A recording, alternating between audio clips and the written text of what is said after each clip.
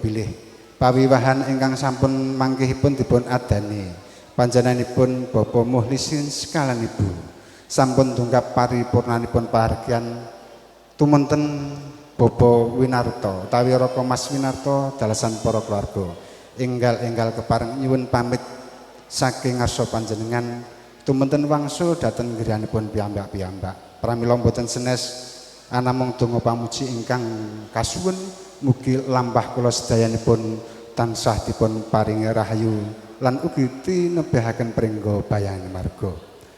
Para pepundhen sepuh-sepuh, para tamu lenggah ingkang dugi kinurmatan, kados makaten ingkang saged kula aturaken ing mbok bilih kula ing mriki ingkang minangka duta saraya.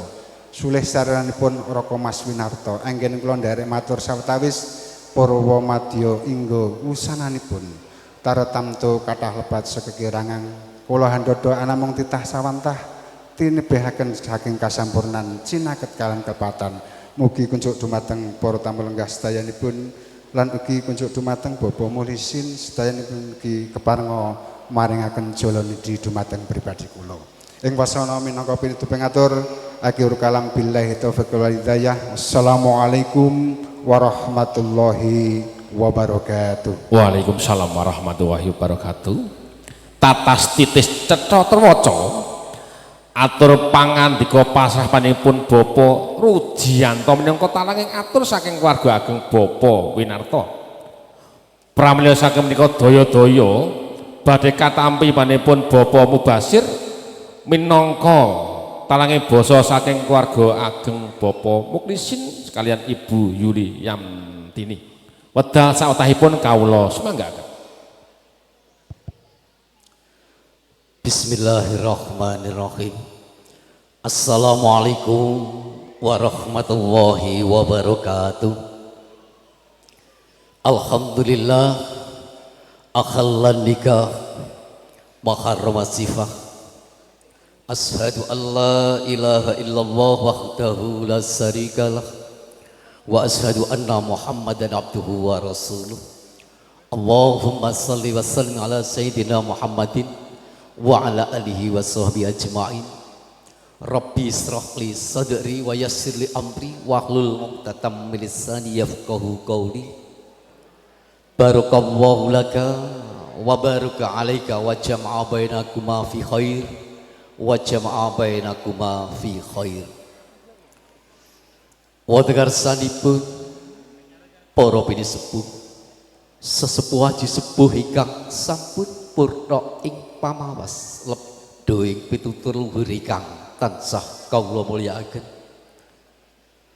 Wadekar sanipun para ali, para ulama, para kiai ingkang tansah kawula takdimi, para pangemban pangembating praja satriya negari midhakaning pantumin kawula dasi ingkang tansah kawula hormati. Wadekar sanipun panjenenganipun Bapak Rujianto pinakaning cundhakane lampah panjenenganipun Bapak Winarto sak dutra sak glowong ingkang tansah kawula mulyakaken. Kadang bisa panjenenganipun Bapak Winarto dalasan sak pendherekipun sak pangombiyongipun ingkang tansah kawula hormati. Sang yobra rawu para tamu sinidahan sedanipun ingkang bagya mulya ingkang pantes nampi pakurmatan. Kaulujengan katendreman biwah tambahing kebagaswarasan ingkang tasih kaparengaken dhateng kula dalasan panjenengan sedaya. Awit saking menika semoga sang yobra rawuh wonten ari kalenggan menika linangkung ngombe kita dherekaken sareng-sareng ngambali ngaturaken syukur dhateng ngarsanipun Gusti ingkang Maha Agung Allah Subhanahu wa taala. Inggih awit kadeliman rahmat taufik hidayah saha inayahipun wonten ing ari kalenggan kula dalasan panjenengan sedaya tasih pinadingan kesempatan gesang kanthi sehat katitik saged rawuh makempal manunggal nugondi menapa ingkang dados atur panuwun saking panjenenganipun Bapak Mukhlisin sekalian dalam rangka wali matul urs Salawat salam kunjuk datang junjungan kita Nabi Agung Muhammad sallallahu alaihi wasallam. Bidangkaring suri tauladan datang kula lan panjenengan sedaya. Mugi-mugi sedaya ingkang kepareng rawuh tansah pikantuk sawadapun awit menika donya langkung-langkung bincang wonten ing yaumil akhir. Allahumma amin. Pepunden pinesepuh sang jaba rawuh ing mriki kawula sakderengipun matur-ngaturaken menapa ingkang dados atur panuwun saking panjenenganipun Bapak Mukhlisin sekalian nyuwun agunging pangapunten ingkang saageng-agengipun awit kawula kemawon wonten ngadeg nganyer wonten ing ngarsa panjenengan sedaya mboten ateges kawula linangkung awit kawula tinuding kadhawuhan saking kadang kula aneh panjenenganipun Bapak Mukhlisin sekalian ginen kula sepados derek matur nampi pangandika pasrah putra pinanganten jalu saking panjenenganipun Bapak Winarto ingkang sampun kaaturaken lumantar cundangane lampah panjenenganipun Bapak Rujianto dene atur ingkang angka sepindhah panjenenganipun Bapak Winarto ngaturaken salam taklim dumateng panjenenganipun Bapak Mukhlisin lumantar kawula tampi waalaikumsalam warahmatullahi wabarakatuh. Kairing salam panjenenganipun Bapak Mukhlisin ngaturaken agunging panuwun kunjuk dumateng panjenenganipun Bapak Winarto awit panjenenganipun sampun kersa nuhoni pamundhutipun Bapak Mukhlisin wonten ing ari kalenggan enjang menjelang siang menika nyuwunaken putra pinanganten jalu ingkang sesilih Bagus Arik Ratomo ingkang saperlu supados pun akad nikahaken kalian putra putrinipun panjenenganipun Bapak Mukhlisin ingkang sesilih Ayu Deliana Antini. Kandewasan bismillahirrahmanirrahim putra pinanganten jalu kalau tampi kanthi suka renaning penggalih. Muji syukur alhamdulillahirabbil alamin awit putra pinanganten sarimbit wonten ing dinten menika dinten Ahad Surya kaping 7 April wanci tabuh sanga enjang kala wau putra pinanganten sarimbit sampun katindakaken akad nikah ijab kabul dene lumampahing akad nikah lumampah kadilujeng lir ing sambikala boten wonten aral satunggal punapa. Dene kelajenganipun wonten ing siang menika titi wanci menika putra pinanganten sarimbit badhe kawiwaha kawisuda kadhawaken kasunaken tambah berkah duestu dumateng para tamu sedyanipun pangajab saking panjenenganipun Bapak Mukhlisin sekalian mugi kanthi paring duestu para tamu putra pinanganten sarimbit anggenipun ngawali ambi raja-raja wonten beberan agung enggal tansah pinaringan ayem tentrem sakinah mawaddah warahmah fid dini wad dunya khatal akhirah. Allahumma amin. Pepunden pinesepuh sang jaba rawuh dene atur ingkang salajengipun panjenenganipun Bapak Winarto anggenipun nyuwunaken putra pinanganten jalu sinarengan ngaturaken angsal-angsal obrambi ingkang sedaya kala mboten pun aturaken setunggal bapa setunggal kanthi menika menapa ingkang sampun kapasrahaken kaparingaken dumateng panjenenganipun Bapak Mukhlisin sekalian lumantar kawula tampi ngaturaken agunging panuwun kula tampi kanthi suka renaning penggalih mugi-mugi sedaya kula tansah damel tandha tresna raketing anggenipun sami nindakaken kadang bebesanan antawisipun panjenenganipun Bapak Winarto sak dutra sak klawangsa saha panjenenganipun Bapak Mukhlisin sekalian.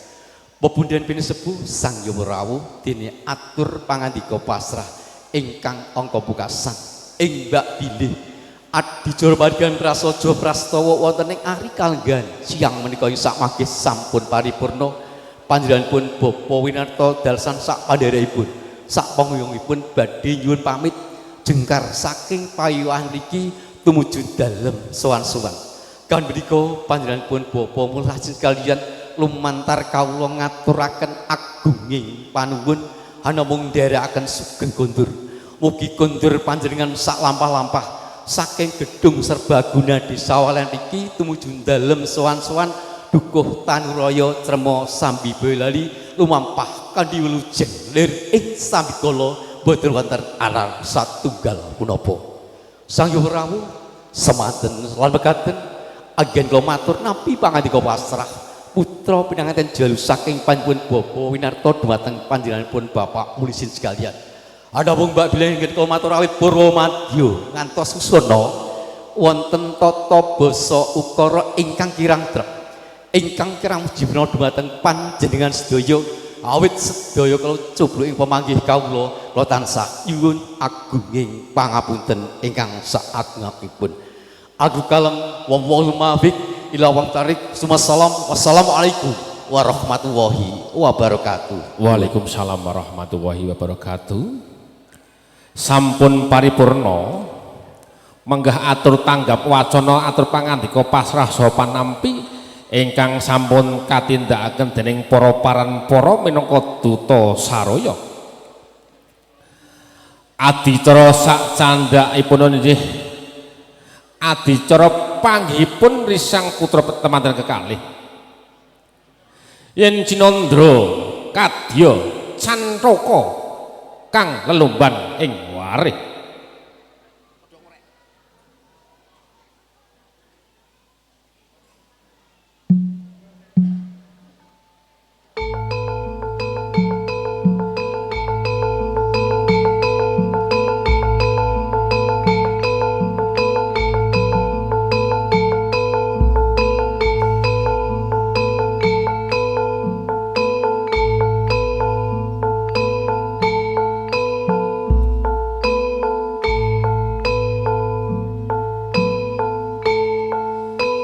Wis dumugi wahyaning mangsa kala dumawahing kodrat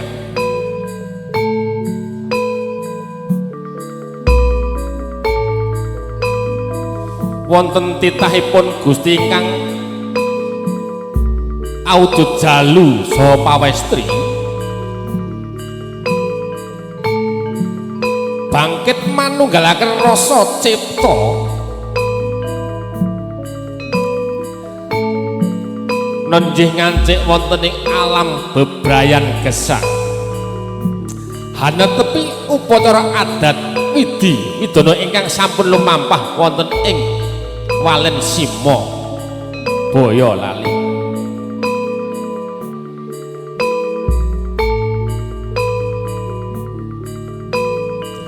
Saya caket tindake tepanten kalih sigra hanindakaken nggih balangan gantal. Gantal kang dumadi saking suruh kang lintinting lawe seta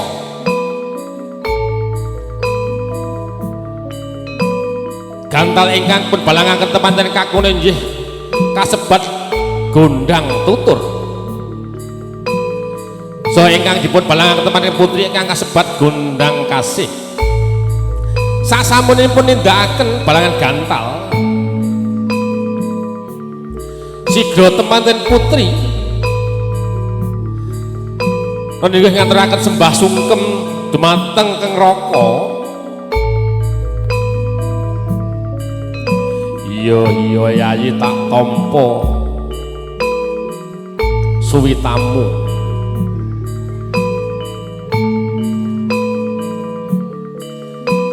sigra temanten putri hanya keti bokor kencana ingkang isipun kembang ingkang wangi maneka warna sigra temanten kakung ngidak antiga piar pecah saknalika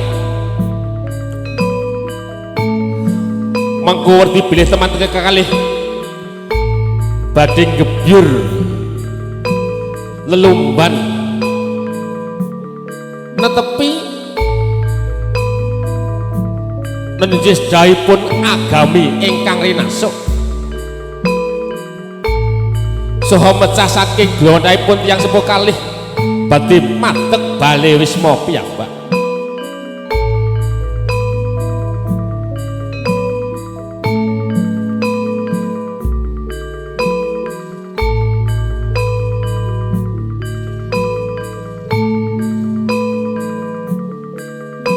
Sasampunipun nindakaken nenjih balangan ganta sohang ngidak tigan sigra temanten kekalih dipun hanjajaraken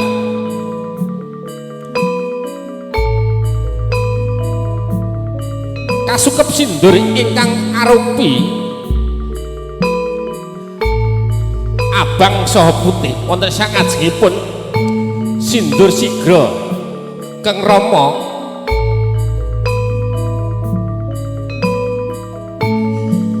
lelampahan lolohan tumuju wonten ing kursi pinajang mugi teman kaya kekalih wiwit sapunika dumugi pupu sing yuswa tansah atut runtut kadya mimi lan mintuna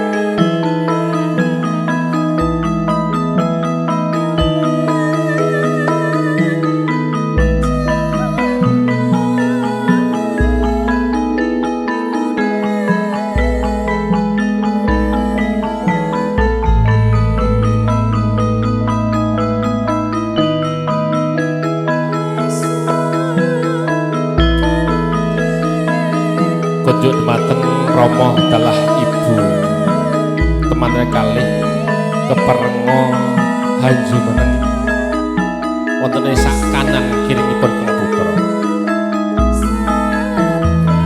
saperlu badhe hanindakaken nggih adicara sak candhakipun nggih adicara sungkem rombongan saha kacar kucur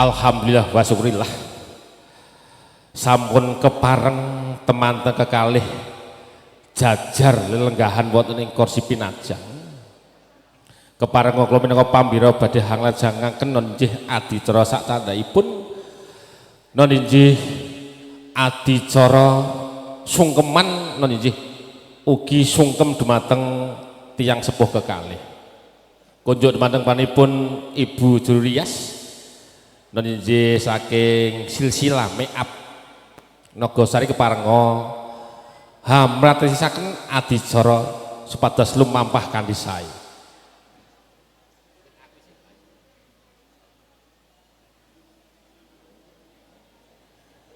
Kunjuk dumateng kadang-kadang pameti budaya BR musik keparenga caos kegendingan ingkang jumbuh kalian swasana wiwit aku isih bayi Mas.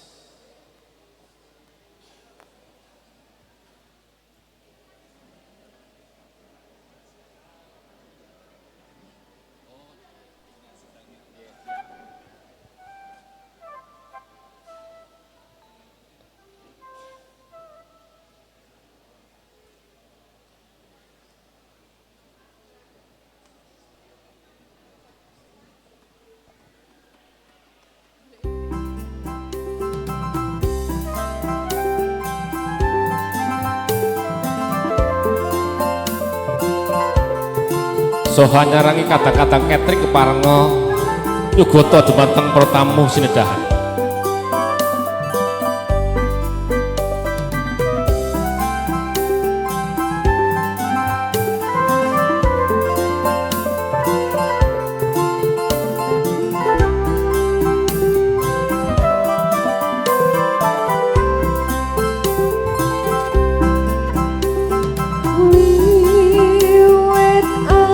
Kanjeng Rama Kanjeng Ibu kula ingkang sowan Ibu kula nyuwun berkah pangestu kunjuk dhateng Rama dalah Ibu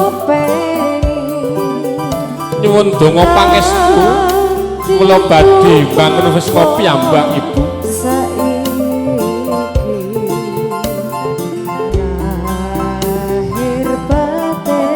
kula rumaos dereng saged mimales dumateng Rama Ibu nyambung donga pangestu ingkang kala suwun panjenengan ingkang mungkin jiwa raga kula Ibu sekolah kula dipun sangoni sandang pangan panjenengan cukupi kathah dosa kalepatan dumateng Ibu saha Rama saestu kula nyuwun pangapunten saha nyuwun berkah pangestu kunjuk dumateng Rama Ibu mugi tansah sehat badanipun sehat jasmanipun saha pikantuk nugrahing Gusti Allah Subhanahu wa taala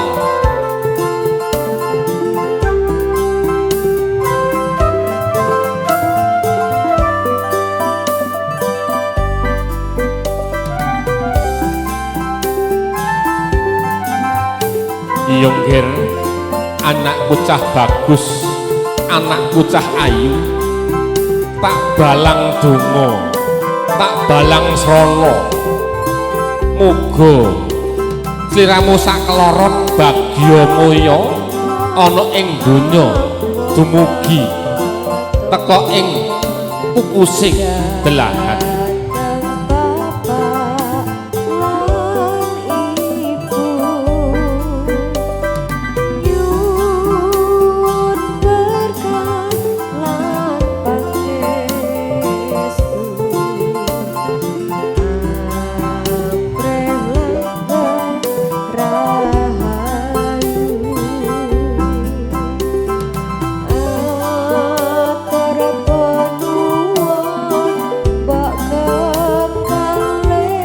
kula nuwun Rama kula ingkang suwanteng putra kula pun Erik Rolama kaliyan garwa kula Ayu Deliana Andini nyuwun pangestu dumateng Rama dalah Ibu wiwit kuncung ngantos gelung kula gesang namung hangrepotu dumateng Rama kaliyan Ibu sepindah malih kula nyuwun donga pamuji panjenengan Rama Ibu Yonggir tak pangestoni sliramu sakloron gebyur ana ing Ngacapada lelumban dadya keluarga ingkang hayom tentrem dadosa keluarga ingkang sakinah mawaddah warahmah Yonggir anakku sakeloro Ninggih Rama ngaturaken gunging panuwun dumateng Rama dosa kalepatan kula kala nyuwun pangapunten Rama Yonggir tak ngapura ora ana luput antarane aku lan sliramu Yonggir anakku sakloro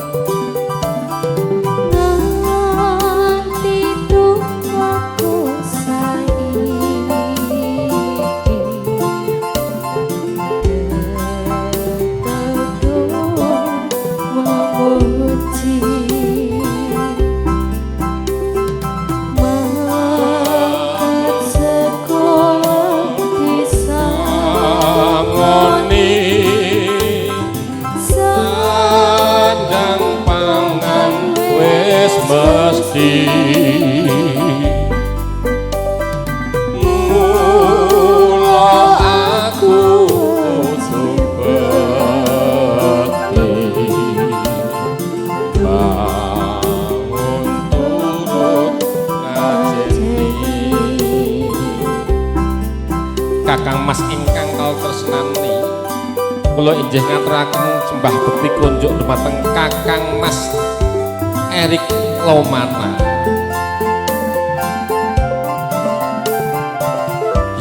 iya garwaku sing tak tresnani namung donga sing tak suwun uga aku dadi imam kanggo sliramu saha kanggo anak-anak awake dhewe mengko ya bojoku cah ayu Deliana Andini non inggih Kang Mas ngaturaken sembah bekti kunjuk dumateng Kang Mas ya tak tampa cahayu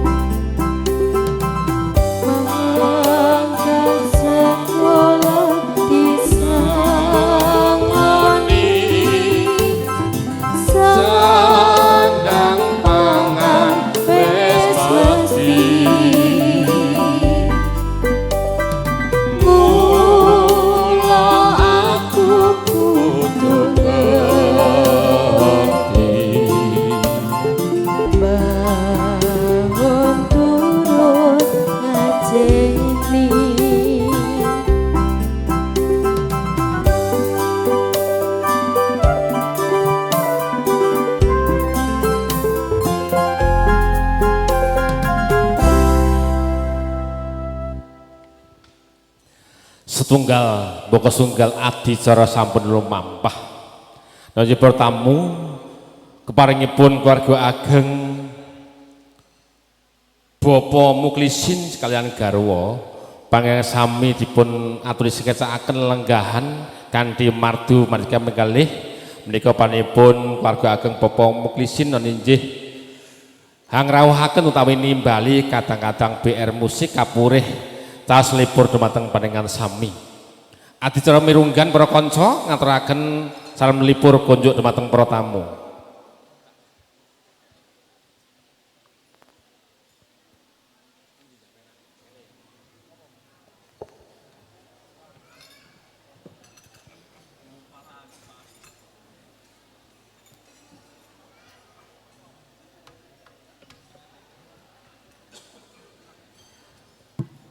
Kacar kucur robongan jangkep kawula sumanggaken dumateng panipun Jurias silsilah meap saking Nogasari. Semoga para kanca ngaturaken salam pambuka kunjuk dumateng para tamu.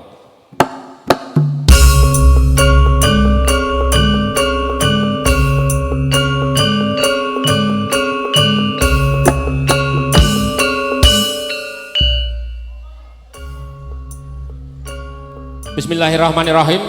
Assalamualaikum warahmatullahi wabarakatuh. Bismillah malih nggih Pak nggih. Supados barokah sanipun. Assalamualaikum warahmatullahi wabarakatuh. Alhamdulillah. Mugi ingkang kepareng jalap salam kula tansah pinaringan rejeki ingkang sumulur kathah barokah. Mangke tahun ngajeng sareng-sareng tindak datang Mekah Al Mukarramah kanthi berjamaah. Duwite turah saged tumbas mobil mewah saha sawah. Iso nggih nyangoni sekolah. Sekolahe bocah-bocah. Ingkang rumaos badanipun sakit lara boyok pegelinu mata kunang-kunang kondur saking mriki gedung mriki mari sedaloranipun. Walah amune banter. Ingkang kagungan utang BRI sesuk lunas kabeh. Amin ya rabbal alamin. Wah niki amine paling banter dhewe niki. Winanto ing pakurmatan kunjuk dumateng panipun Bapak Muklisin kadang pisan tresna Bapak Winarto wingking saking Tarulaya Cermo Sambi Boyolali. Ngaturaken lujeng siang sugeng pepanggihan dumateng kula sarencang pamtri budaya Jawi campur sari BR musik. Nampung satripun para tamu sumangga kawula dherek manungku puja dumateng Gusti ingkang Hamur Bamasesa. Mugi sarwane gati Gusti Allah tansah hangganjar wilujeng ing sadanipun. Para tamu BR musik Wijaya saking Kradenan Kaliwungu Semarang kapimpin panipun Adimas Brian Sutekno. So siang mereka BR Musik kasung kuyung iki nonji kadang-kadang sound system audio maheswara soho dipun sorot video syuting SGY live streaming. Bagi keluarga besar yang berada di luar negeri bisa langsung lihat channelnya, channel SGY BR Musik kasung kuyung Widoati kang samangke badhe caos pangipun panjenengan sami setunggal boko sawiji badhe kawula jenengaken Mbak Fitri, Mbak Jasi, Mbak Denis, Tri Widiawati.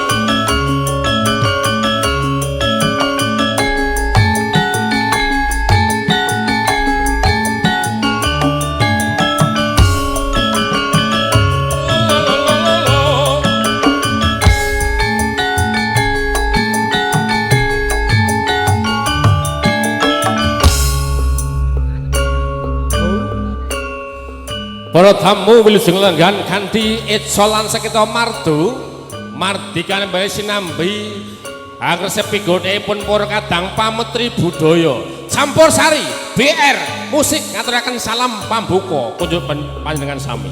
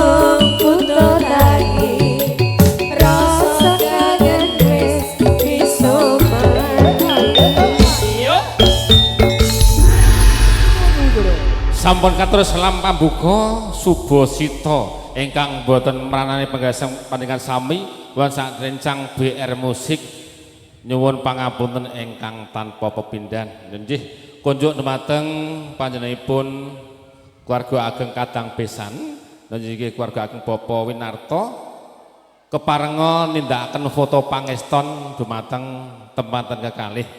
Bintang malih kunjuk dumateng keluarga ageng Bapak Winarto saking Tarulaya Cermo Sami Bola keparenga nindakaken foto. Monggo.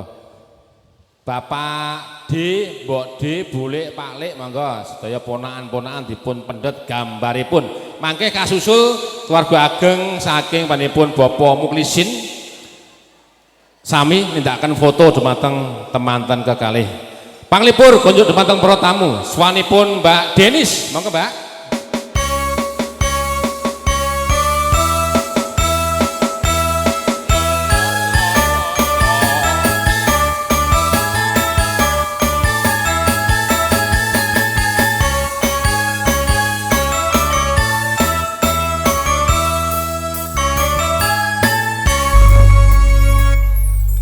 Halo, gimana kabarnya Mbak Deni, sehat? Halo, alhamdulillah. Wah, seragamnya ini kok kompak men abang kabeh. kabeh. Kompak iki. Abang iki ana werdine, Nduk. Apa? Abang, ayo bangkit. Bangkit rasane, bakut ayo padha nyambut gawe. Oh, ngoten. Artine ngoten semangat artine. Oh iya, semangat. Sempak teles. Semangat kompak anti lemes kabeh ae. Sing lemes apa nih? Ora lemes, tenagane kompak sehat. Mbak Denis, Nggih. alhamdulillah menika muni dawuh keluarga ageng Bapak Muklisin. Ibu Yuli Yantini, kagem kersa mantu Mbak. Dawuhipun putra temanten nggih Mbak Ayu Deliana Andini, dawuh kalian Mas Erik Lomana. Semoga menjadi keluarga yang sakinah mawaddah warahmah, engga pinaringan kancana ingkang saged tata jalma putra-putri ingkang soleh lan solehah. Amin. Amin ya rabbal alamin. Ngantaraken panglipur Mbak Denis. Nggih. Langgam Jawa napa keroncong napa ndandut napa pop monggo. 6 Mas, 6 Mas, 6. Ya sing laras-laras wong awane sumuke kok ngene kok. Sumuk banget. Ya. Kangka dulu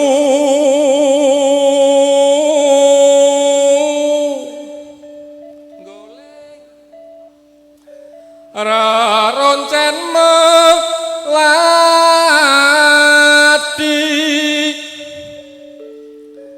maleloka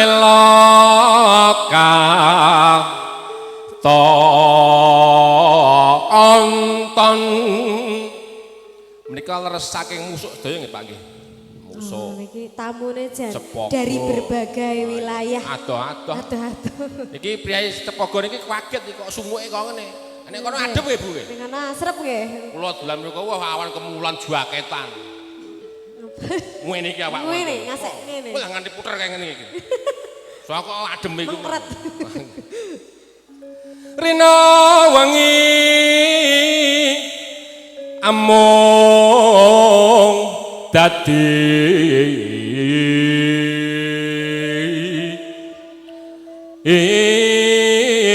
impen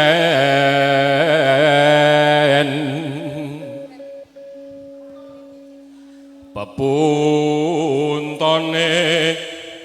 pantes digo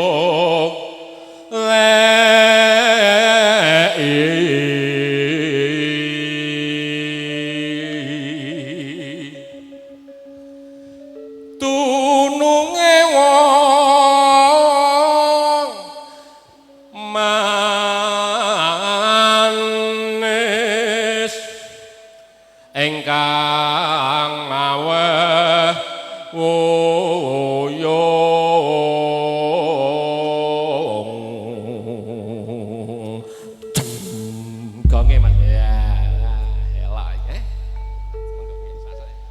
monggo Mbak Denis dipun dawahaken punapa manut panjenengan. Nggih. Lakae wis mrene nyake kembang melati rino kondo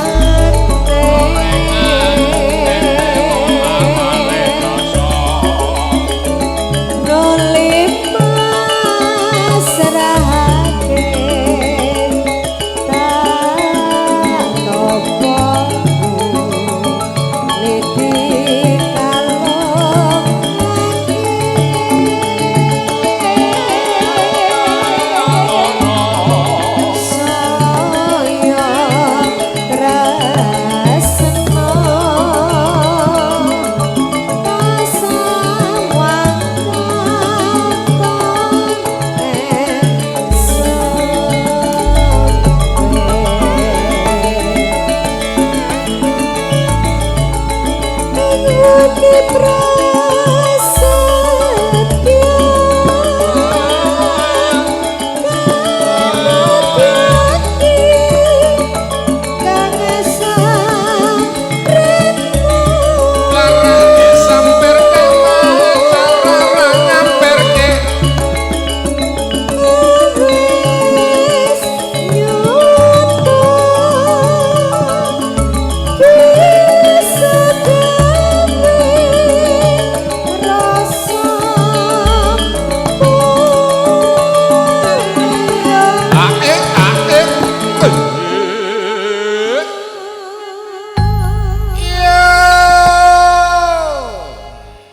tutuke nduk. Tutuke. Piye kono awane seger?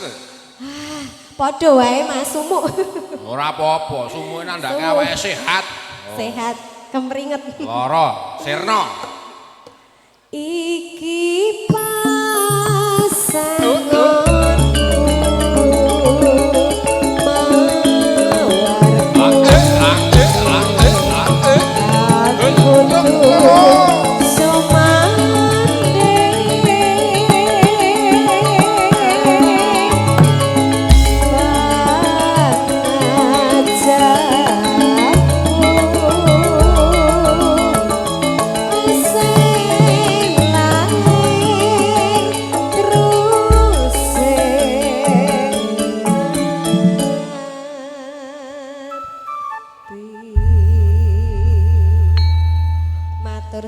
Matur sembah nuwun Mbak Denis ingkang sampun ngaturaken lagon teman apa mau melatih nonce. Mangke lagunipun temanten baru Pak nggih. Siap Pak. Oke Pak. Pak Dodo wonten pundi nggih? Santai Mas, rasa syuting rapo Mas. Aku cepet kok. Syuting elok kok. SGY lho.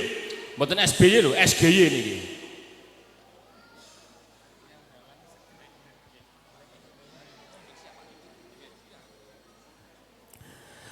Sagungipun tamu keparenga kuwi sak rencang BR Musik semene sawetawis wedal badhe kaginakaken kadang pambiwara nglajengaken lampahipun pahargyan. Sembah nuwun Mas MC nggih, linggih syuting neh Mas. Dhewe kok ya. Sembah nuwun kunjuk dumateng kadang-kadang campur sari BR Musik ingkang sampun tas panglipur kunjuk dumateng para tamu. Kula minangka pambiwara badhe hanglajengaken titik rasana ingkang badhe kalampahan. Adicara sacandhakipun inggih atur pambagya harja yuwana kunjuk dumateng panipun Bapak Widodo.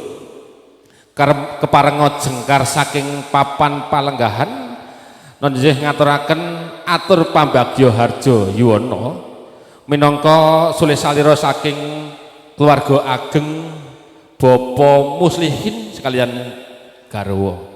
Wonten jumenipun Bapak Widodo kasunduripun Bapak Toswin saha Bapak Jarwadi kunjuk ingkang piniji wedal lan sawetahipun kawula aturaken. Lan dumateng juru fotonipun dipun sikek sawetawis awit menika adicara ingkang wigati. Ngaturaken sembah nuwun.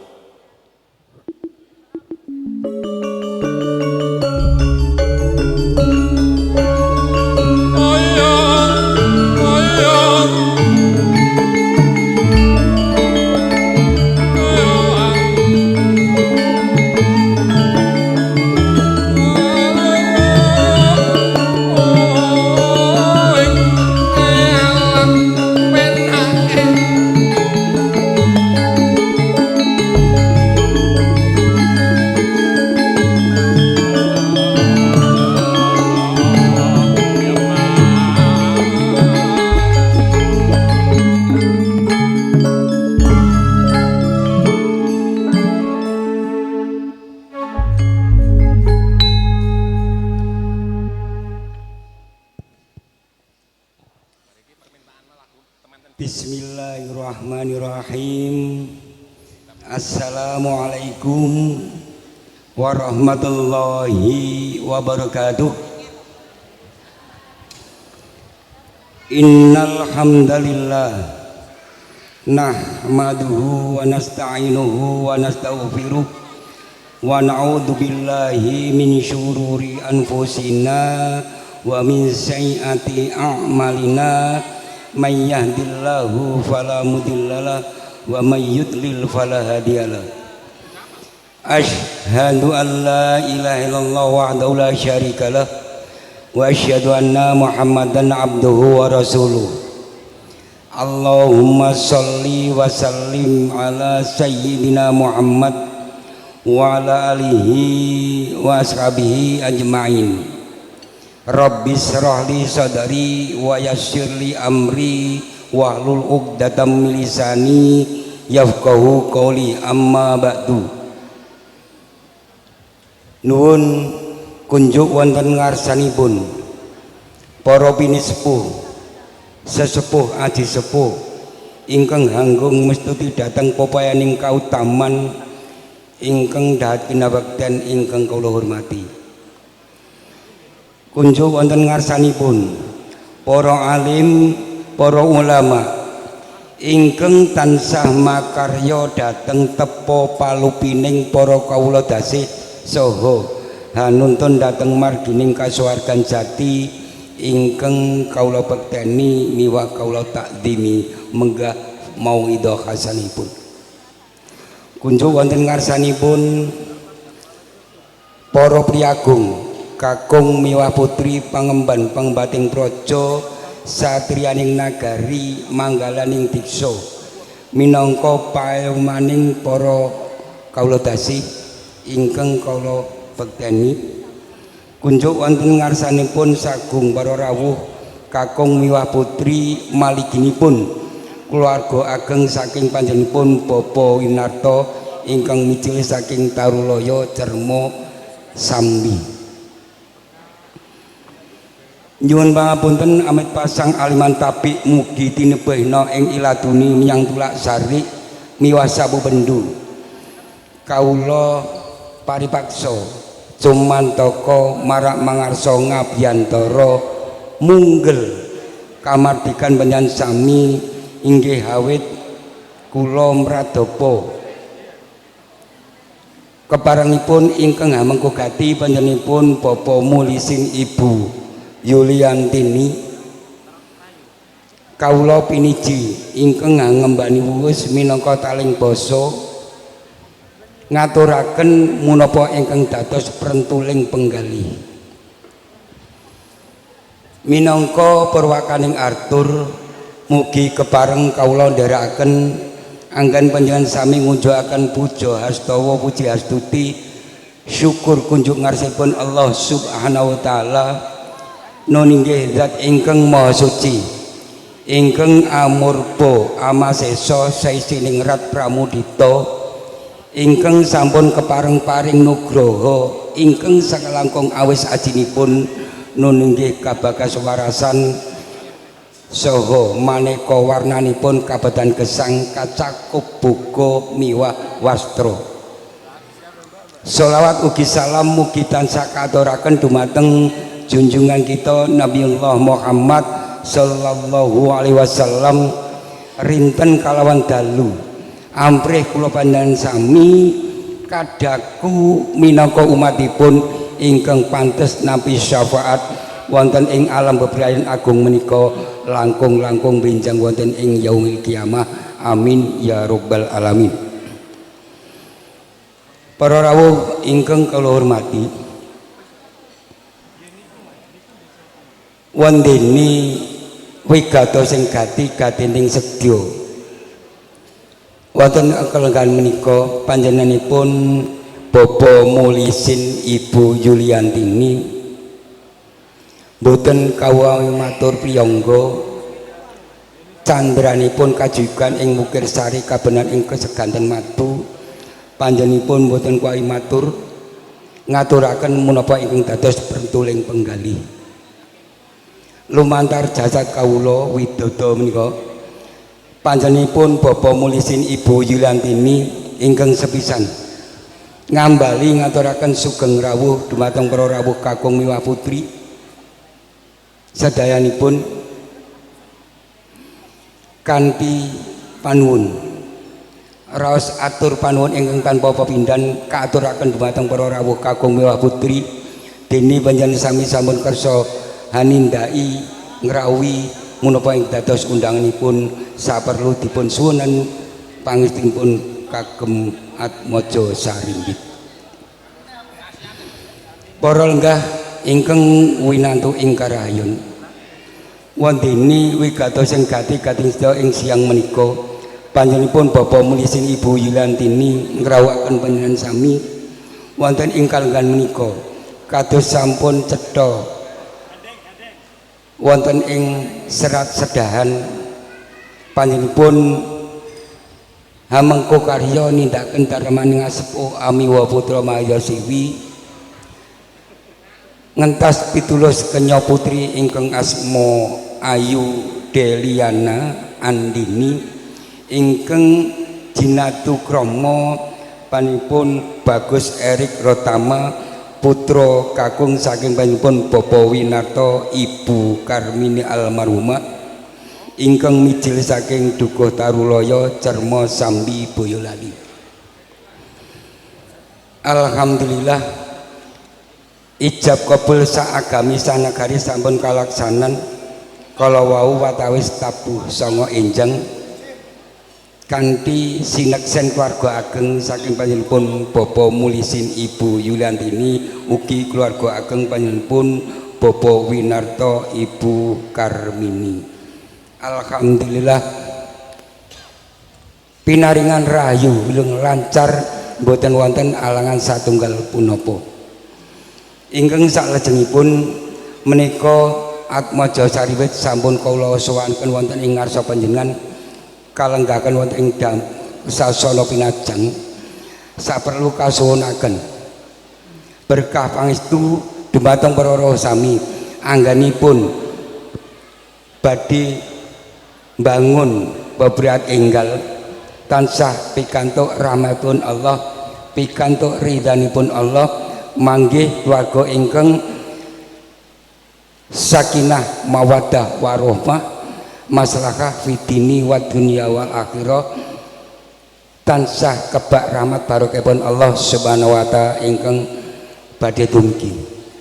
Parenggah ingkang kula hormati lumantar kawula panjenenganipun Bapak Mulisin Ibu Yulantini pawiwahan wonten ing kalenggan menika mboten saged lumebah kanthi rancak lancar tanpa pambantu sana kadang mitra piteman sedanipun lumantar kawula mugi sih kadarman panjenengan sami tandha tresna panjenengan sami dumateng panjenenganipun Bapak Mulisin Ibu Yulantini estu panjenenganipun mboten saged nyaosi piwales munapa-munapa hamung nyuwun dhateng Allah subhanahu wa ta'ala sih kadarman panjenengan dipun biji minangka amal soleh panjenengan wonten ngarsipun Allah subhanahu wa ta'ala minangka wasanane atur